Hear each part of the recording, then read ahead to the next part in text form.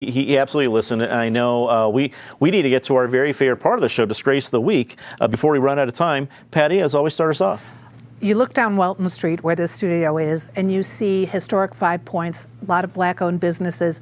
Lately, they have been completely screwed over by the Fly Fisher Group, which came in and was going to help them, but has definitely hurt. So keep an eye out for what's going on in Welton Street. David. Well, a long-standing disgrace is, while people are justifiably opposed to the Vladimir Putin's evil empire and its war of aggression against Ukraine, the cancellation of ordinary Russian people and culture, like symphonies saying they won't even perform Rachmaninoff. Well, one small antidote to that is this new CD, 3 Centuries of Russian Viola Sonatas, performed by a professor at Denver University's Lamont School of Music.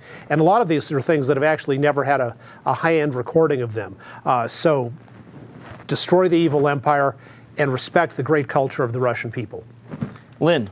My disgrace of the week is going to be the Colorado Republican Party, which is intent on making itself smaller and even least significant.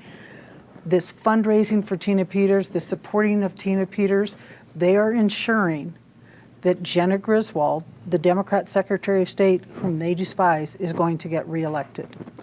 Time to say something nice about somebody rather quickly. Patty. It was an April Fool's joke out of the governor's office, but I endorse the idea of Jared Polis diving from the cliff at Casa Bonita when it opens. David.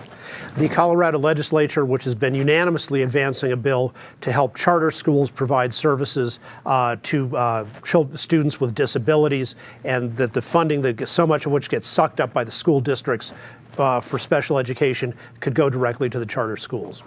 Lynn. Speaking of April Fools, I don't think it was any, coincidence at all that Dominic had me on today for that reason. This guy is just amazing, a longtime friend, and what I always loved is if I watched the show and I saw something that's not right, I could call Dominic and say, hey, you might not realize this, but ballot measures do this. I'll send you the cheat sheet for it, You always have had my back, Never Lynn. offended. That's very kind. You've always had my back. And I will say something nice about our friend Peter Boyles. Peter, you're the GOAT. It was a pleasure being on the show today with you, and my best to you in your retirement chapter.